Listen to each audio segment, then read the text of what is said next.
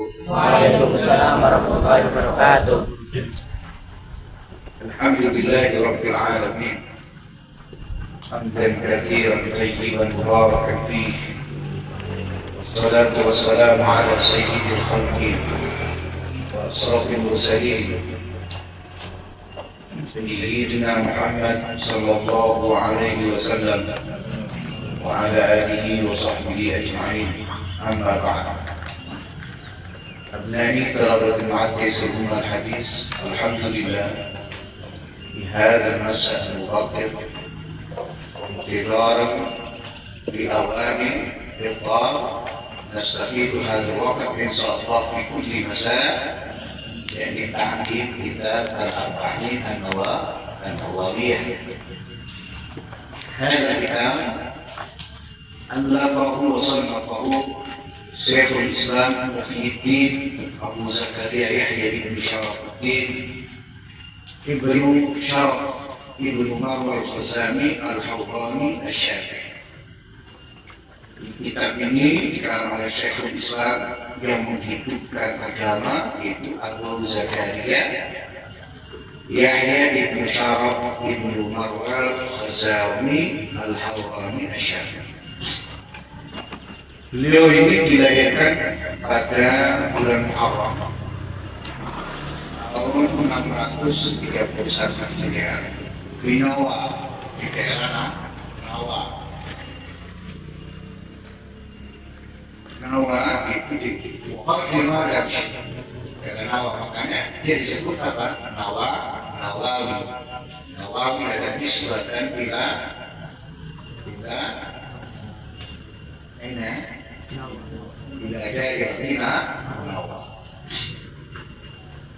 Nasyakan sukan Nawawi, dia adalah penduduk Nawawi. Imam Nawawi ini hafal pernah pada saat umur beliau itu 7 tahun, dan beliau menghabiskan hidup beliau untuk ilmu. Sejak beliau kecil, kemudian mulai nampak tanda-tanda peningkatan dan kebaikan. Dan bayangkan kenapa dikatakan hidupnya itu untuk ilmu? Karena setiap hari beliau itu membaca sebanyak 12 pelajaran. Bukan membaca sendiri, tapi membaca di hadapan para masyayikh. Mulai dari kitab fikih, kitab Sahih Bukhari, Sahih Muslim, kitab dasar-dasar bahasa, kitab Islahul Mantiq, Wassorfi, Usul Fikih, Muqasid, Ilmu Rijal wa Aqidah. Nah ini Imam siapa? Imam Nawawi. Beliau dikenal dengan ulama yang alim, yang zuhud, yang waraq. Itu memberi nasihat para raja dan para penguasa, orang-orang dan orang-orang Allah. Beliau adalah pemimpin ulama dalam mazhab fikih Imam Syafi'i. Beliau orang yang suka puasa, banyak puasanya, oli ta'am, sedikit makan. Tidak ada perselisihan seorang pun dalam kebaikan beliau, ketakwaan beliau, kecintaan beliau, dan penerimaan terhadap karya beliau. Beliau ini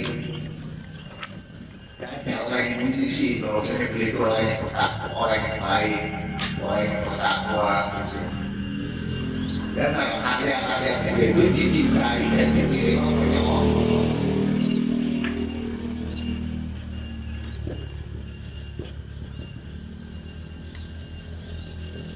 Syekh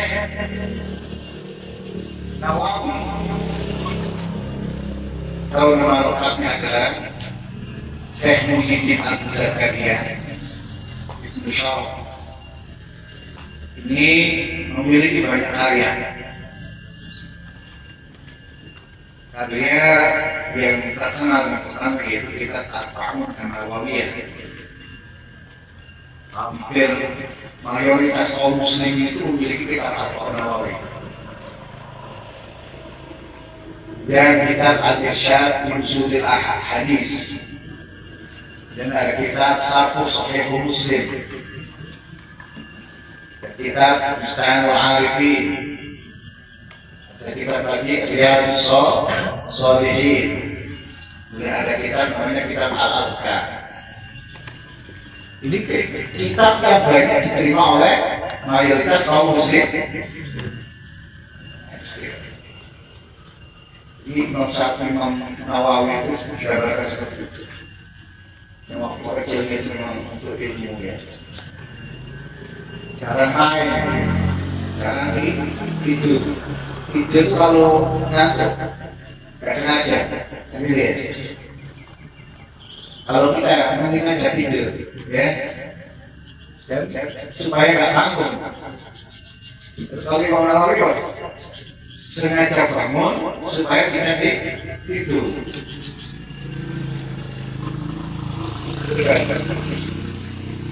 Dan sekilas saja biografi dari Imam Nawawi. Imam Nawawi ini wafat pada tanggal 24 Rajab tahun 646 Hijriah.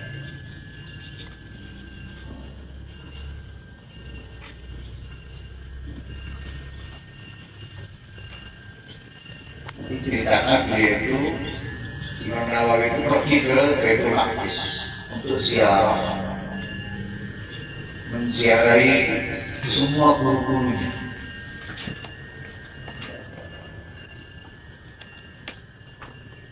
Semua guru yang masih hidup, baik yang sudah mati juga. Jadi kalau ziarah masih hidup berarti ke rumah beliau.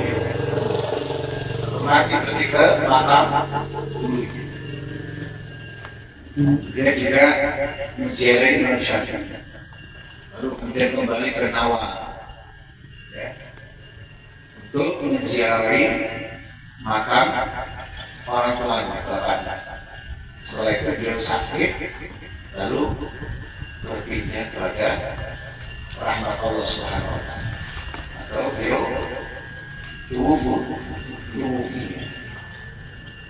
pada tanggal 24 Rajab 670.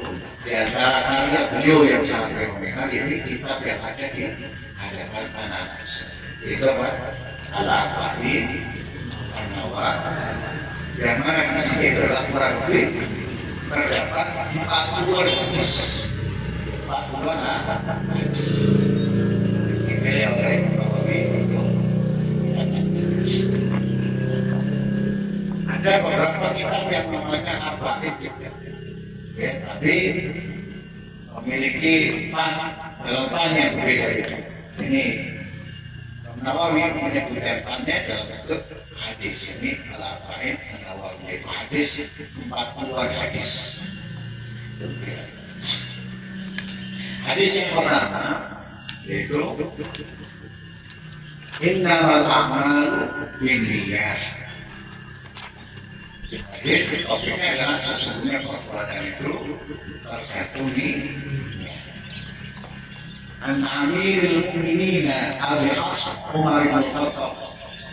Dari Amirul Mukminin Abi Hafs, bapaknya Hafs. Siapa bapaknya Hafs?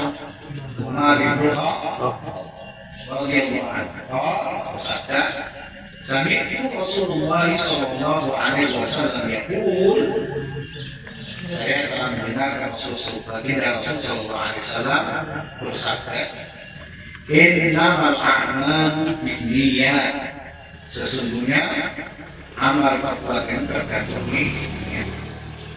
Innamal likulli imri'in ma nawa, dan sesungguhnya setiap orang itu tergantung yang diniatkan.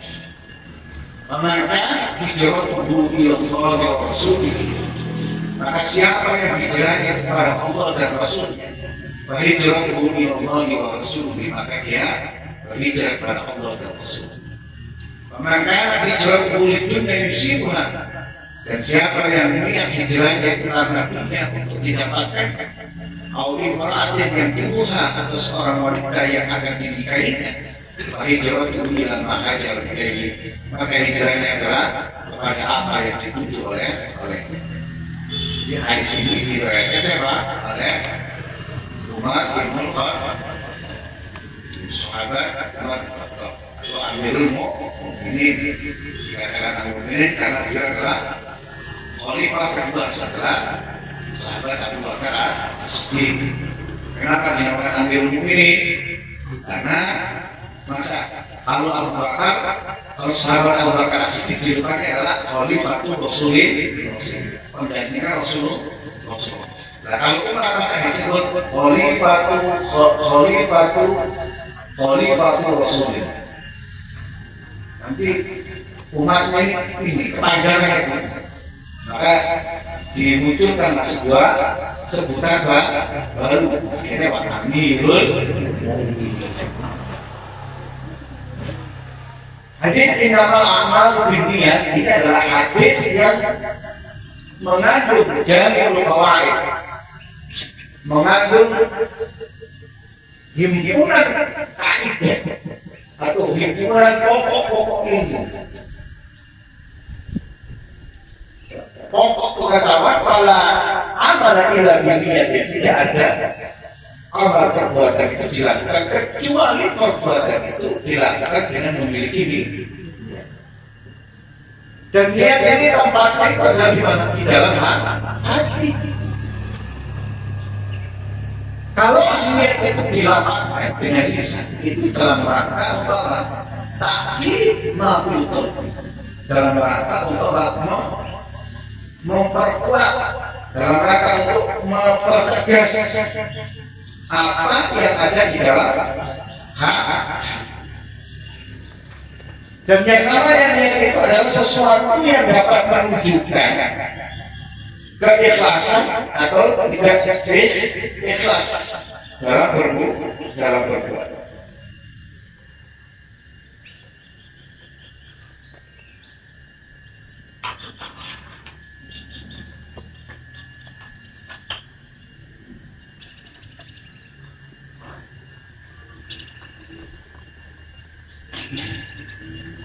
Dan niat ini adalah yang dapat menjadi sebuah kebiasaan bernilai sebuah ibadah. Contoh, saat cuaca ini panas, biasanya kita bagaimana untuk mendingin.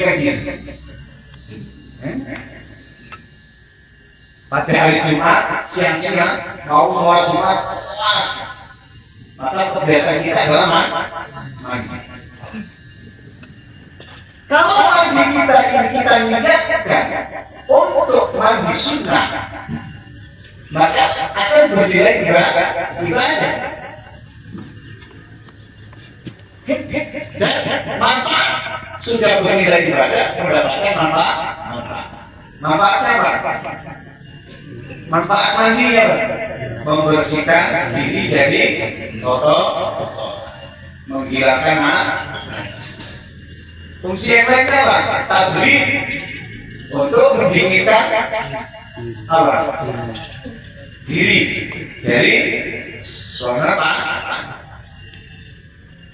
Ini tentu berbeda dengan orang yang sengaja mandi cuma niat bersih diri, maka yang didapat cuma bersih diri. Maka yang didapat apa?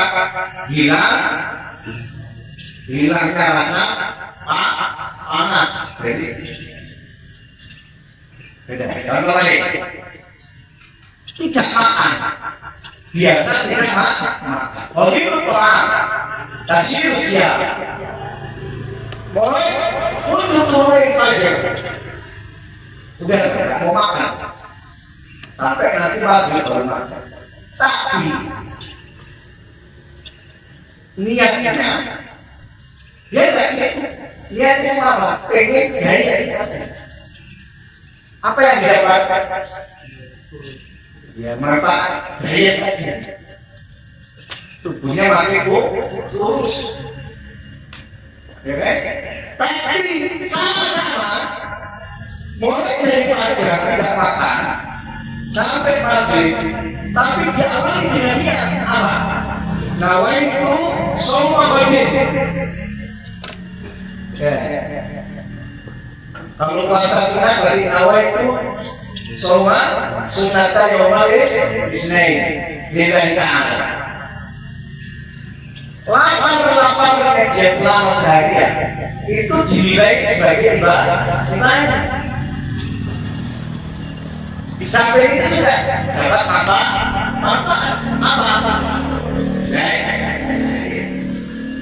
Melangsingkan tubuh. Tapi kalau niatnya cuma supaya untuk diet saja, untuk melangsingkan tubuhnya, dia dapat cuma itu saja. Urusan dunia saja, nilai ibadahnya tidak dapat. Paham ya? Makanya sekalian harus senantiasa memperhatikan setiap mau berbuat apapun niatnya dengan niat yang baik, karena niat itu akan memberikan pengaruh terhadap perbuatan yang kita lakukan. Ingat, semua perbuatan itu akan memberikan kita nilai, baik nilai di dunia maupun nilai di akhirat. Jangan sampai perbuatan kita itu hanya bernilai di dunia saja. Makanya hadis ini mengingatkan kita itu. Dalam artian innamal a'malu binniyat. Innamal a'malu binniyat. Sesungguhnya amal perbuatan itu binniyat, tergantung apa yang itu.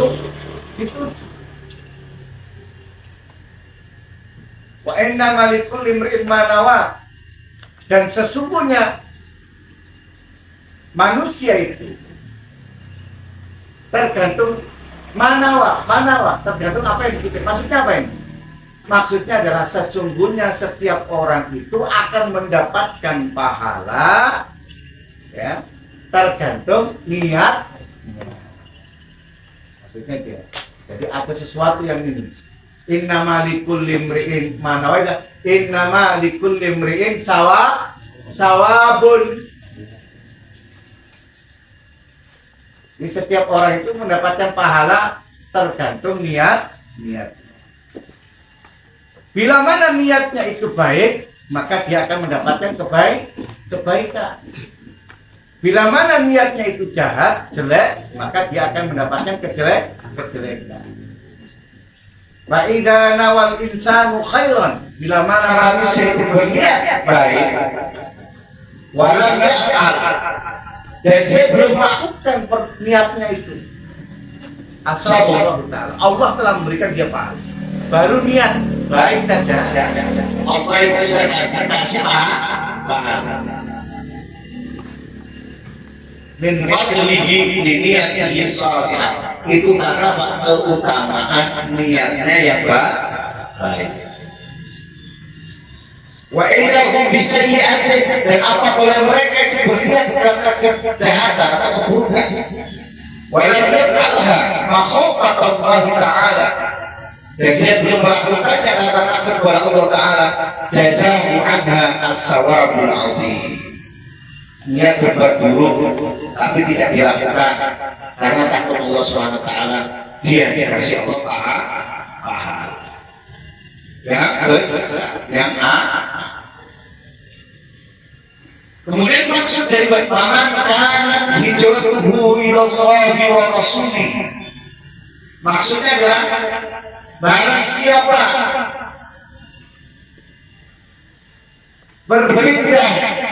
perpindahannya ke kota Madinah, wajhallahi, itu karena Allah Subhanahu wa Ta'ala, wa ridho dan ridho.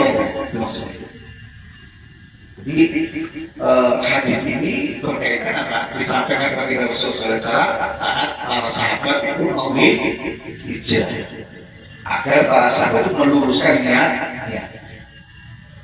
Dikatakan maka hijrah tuh siapa yang hijrah, maksudnya perpindahannya ilallah wa rasuli ila, maksudnya perpindahan kemana? Tempat pindahnya tidak disebutkan, ilal Madinah, dengan mengharapkan ridho Allah Subhanahu wa Ta'ala.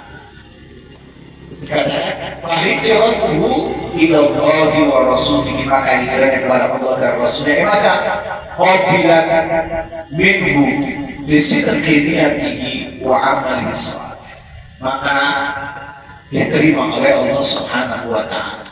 Karena apa?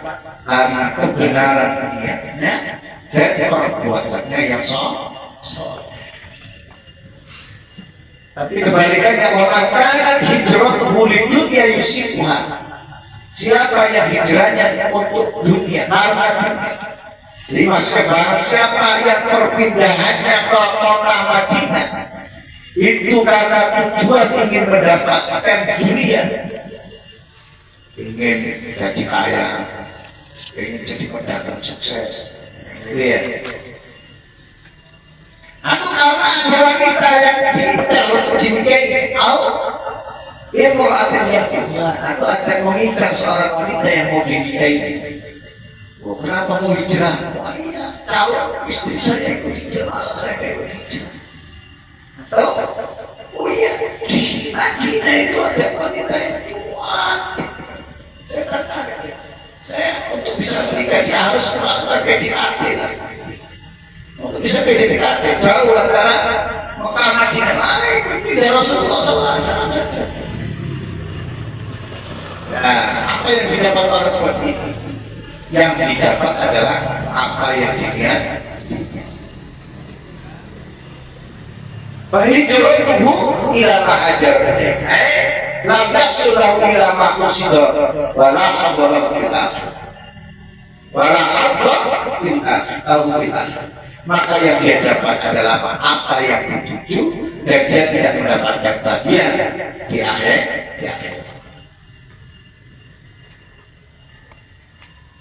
Jadi waqad warada anna rajulan hajara min Makkah ila Madinah. Ini dijelaskan bahwasanya ada seorang laki-laki hajara min Makkah ila Madinah, ikut hijrah dari Makkah ke Madinah min ajli zawaj bi imra'atin, dalam rangka untuk apa? Untuk menikahi seorang wanita yang namanya siapa? Tusamma Ummu Qais. Namanya siapa? Ummu Qais. Wala takun lillahi wa li rasulihi wala sawaba lahu. Dan dia pindahnya ke Madinah itu bukan karena Allah, bukan karena Rasulnya, maka dia tidak mendapatkan pahala. Maka orang yang hijrah karena Ummu Qais ini, karena ingin menikahi Ummu Qais ini, maka dia disebut wa utliqa alaihi muhajir Ummu Qais. Dia disebut sebagai apa? Hei, sana hijrah Ummu Qais, muhajir Ummu Qais. Orang yang pergi pindah karena Ummu Qais. Walau hijrah, walau nawa al-hijrah lillahi ta'ala summa zawaj bi Ummu Qais la asala lahu jami'u niyyah. Jika itu niat hijrahnya itu karena Allah Subhanahu wa Ta'ala, maka dia dapat ridho Allah Subhanahu wa Ta'ala. Tentu juga akan dapat menikahi Ummu Qais. Dunia dapat, akhirat dapat. Dunia dapat, akhirat dapat. Makanya anak sekalian, mau berbuat apa? Bagaimana kita itu menjadi orang cerdas? Orang cerdas itu bukan hanya mikirin apa yang diperoleh di dunia. Ya, al-qais mandara nafsahu amila lima ba'da. Orang yang cerdas adalah orang yang senantiasa mengintrospeksi dirinya dan asal nafsa yang senantiasa mengintrospeksi dirinya. Orang yang senantiasa menekan hawa nafsu wa amila lima ba'da, Dan dia beramal untuk tujuan setelah kematian. Apa setelah kematian? Adanya hari pembalasan.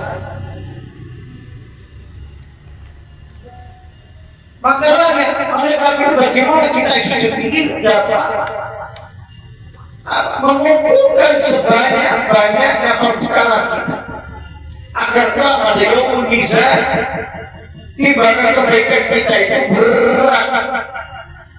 Ya. Amaman utia kita bangun biamin. Amaman utia kita biamin. Selanjutnya fasawfa yuhasabu hisaban yasir wa yanqalibu ila ahlihi masrur. Senang kita kalau nanti amal timbangan kita, amal rapot kita terima di tangan kita, berarti apa? Nilai kebaikan yang kita lakukan di dunia itu dan kita kembali kepada keluarga kita dengan senang. Oleh karena itulah maka di sini di dalam hadis ini Rasulullah itu berpesan agar sekali berhayung bukan cuma satu pulau yang terlewati, satu dua pulau bisa kita lewat. Bagaimana? Rasanya apa? Di niat. Rasanya di niat. Makan. Kalau makan agar makan itu bernilai ibadah dan juga bernilai manfaat dunia, maka niatkanlah makan itu untuk ibadah. Agar apa? Dengan makan itu kamu mendapatkan energi. Dengan energi itu kamu menjadi kuat dan semangat untuk ibadah. Pahala dah dapat. Kenyang tidak? Otomatis. Sesuatu yang otomatis dapat menjadi pikiran. Yang fokus adalah bagaimana tiba. Tidur itu bisa bernilai pahala. Ya. Kalau lihat tidurnya itu agar apa? Saya yang tidur ya Allah, hidup apa? Bismillahirrahmanirrahim. Ahya wa bismillahirrahmanirrahim. Ya Allah, saya tidur ini agar saya nanti malam yang ngantuk, agar bisa bermunajat kepada dengan khusyuk, tidak diganggu dengan perasaan ngantuk. Dapat paham?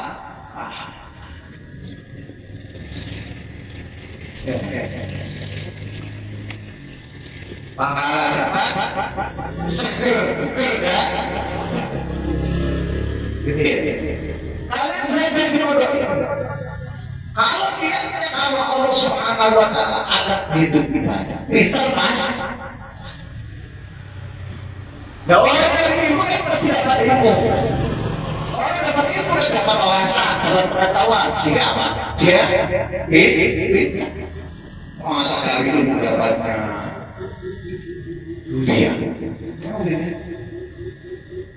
Cari ilmu itu mesti dapat ilmu. Maksudnya begini, dalam mencari ilmu, niatkan itu ibadah karena Allah Subhanahu wa Ta'ala, bukan karena kepaksa orang tua. Kalau kamu merasa dipaksa orang tua, akhirnya apa? Berilmu. Ya, bukan pahala tidak dapat, kan gitu ya? Sengsara karena terpaksa. Melakukan apa udah enak. Belajar tak fokus, kan gitu. Kenapa tak fokus? Karena mikirin rumah terus pengen pulang. Nah, kalau seperti itu udah pahala nggak dapat, ilmu juga nggak dapat, rugi. Apa? Rugi. Tapi kalau kamu lihat apa? Niatnya ya Allah, nawaitu talabal ilmi fi ma'aisikum. Pahala dapat. Orang niat baik itu belum dilakukan sudah diganjar oleh Allah. Apalagi kalau dilakukan berkali lipat. Terus nanti dalam proses mencari ilmu nggak pintar-pintar karena sangat dibeli, karena sakit bodohnya. Gitu. Paling enggak pahala enggak apa? Paham ya? Paling tidak masih ada yang didapat. Beda kalau lihat ilmu dunia, saya mondok supaya jadi pintar. Ini jadi orang asing terkenal. Sekali diundang, tapi pakai duniawi. Sekali diundang 50 juta. Sekali diundang 50 juta. Pak dunia. Pahala belum tentu juga jadi ulama besar. Makanya saya hati-hati dengan ini. Hati-hati dengan ini. Apa? Maka pelajaran yang kita bisa ambil dari hadis innamal a'malu binniyat wa innamal likulli imrin ma nawa. Yang pertama pelajarannya adalah apa? La amala illa binniyat. Tidak ada perbuatan, tidak ada aktivitas kerja kecuali harus ada niat. Fa'ahsin niat. Oleh karena itu perbaikilah niat atau niatlah dengan niat yang baik. Litahsulah ala sawabi minallah, supaya kamu mendapatkan pahala dari Allah Subhanahu. Itu pelajaran pertama. Tidak ada perbuatan tanpa niat. Maka perbaikilah niat supaya mendapatkan pahala kebaikan dari Allah Subhanahu wa Ta'ala. Pelajaran kedua, an-niyatu hiya allati tufarriqu bainal 'adati wal 'ibadah. Ya, niat adanya niat itu untuk membedakan antara kebiasaan dan ibadah. Ya.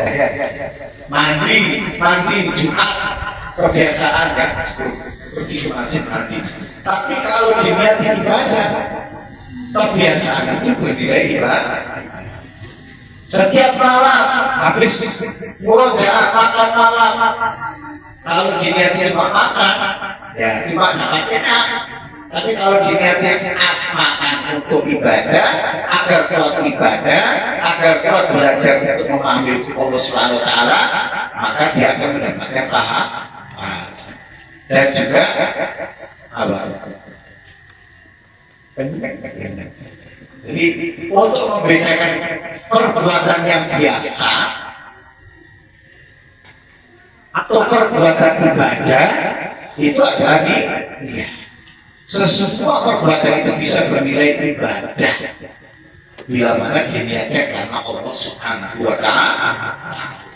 Itu yang ketiga, pelajaran yang ketiga dari hadis ini adalah maka a'maluhu khalisatan lillahi ta'ala. Jadi siapa yang perbuatannya itu ikhlas karena Allah Subhanahu wa Ta'ala, taqabbulah, maka amal perbuatannya itu diterima oleh Allah Subhanahu wa Ta'ala. Maksudnya apa? Allah akan mendapatkan pahala. Maka amal budi'an nas fala tuqbal. Tapi siapa yang amal perbuatannya itu karena riya, karena cari perhatian manusia, maka tidak akan diterima.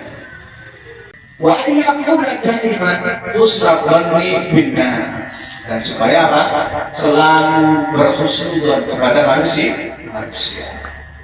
Mukhlisan liwajhillah, ikhlas karena Allah Subhanahu wa Ta'ala fi jami'i a'mali, pada semua perbuatan. Inilah 4 pelajaran yang bisa kita ambil dari hadis pertama dari kitab Al-Arba'in An-Nawawi. Pentingnya niat tidak ada perbuatan kecuali dengan niat, maka perbaiki niat agar kita mendapatkan pahala dari niat. Itu penting karena dengan niat itu bisa membedakan antara perbuatan biasa dengan perbuatan ibadah. Kemudian Yang ketiga adalah hendaknya kita senantiasa ikhlas karena Allah Subhanahu wa taala. Kalau kita mengharapkan perbuatan kita itu diterima. Dan jauhilah riya. Atau jauhilah perbuatan kita melakukan perbuatan itu karena apa? Dilihat orang, dipuji orang. Maka kalau niat kita seperti itu, maka perbuatan kita tidak akan diterima oleh Allah Subhanahu wa taala. Kemudian yang keempat, hendaknya senantiasa memperbaiki hati, membersihkan hati dari apa perkara-perkara buruk. Di antara perbuatan hati itu apa? Berprasangka. Janganlah berprasangka buruk. Karena berprasangka buruk itu bikin kita sakit, bikin kita tidak tenang. Ya. Maka kalau pengen tenang, pengen leluasa, gembira, hilangkanlah suud, hilangkanlah prasangka buruk dan biasakanlah untuk apa? Berhusnuzon. Oh, ada berapa? Itu cuma iseng aja. Tidak perlu ini. Oh, jangan-jangan dia. Kalau jangan-jangan terus sudah kepikiran terus tidur tak bisa tidur, kan gitu ya. Keluar tak berani keluar, takut. Temannya cuma bercanda, tapi dianggap apa? Ancam. Itu gara-gara apa? Suhu. Dia apa rahasia akan hidup kita bagian mukhlishan lillah, berbuat ikhlas karena Allah Subhanahu wa taala fi jami' amali, dalam semua perbuatan. Jadi rahasia hidup bahagia itu apa? Pertama husnuzon, yang kedua ikhlas karena Allah. Wes insyaallah tiap hari adalah hidup penuh dengan keceriaan, hidup penuh dengan senyum.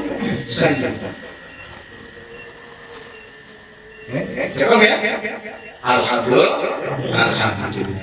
Allahumma fa'alna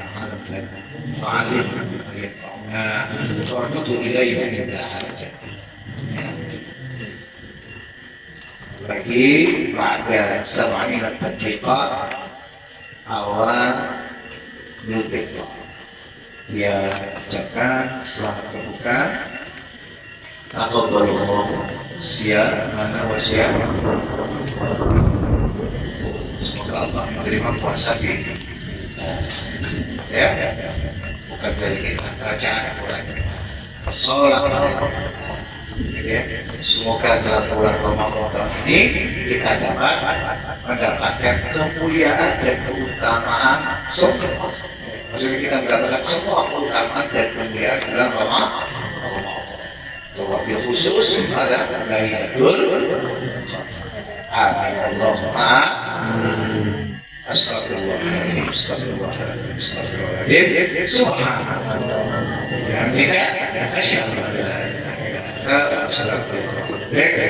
Assalamualaikum warahmatullahi wabarakatuh. Waalaikumsalam warahmatullahi wabarakatuh.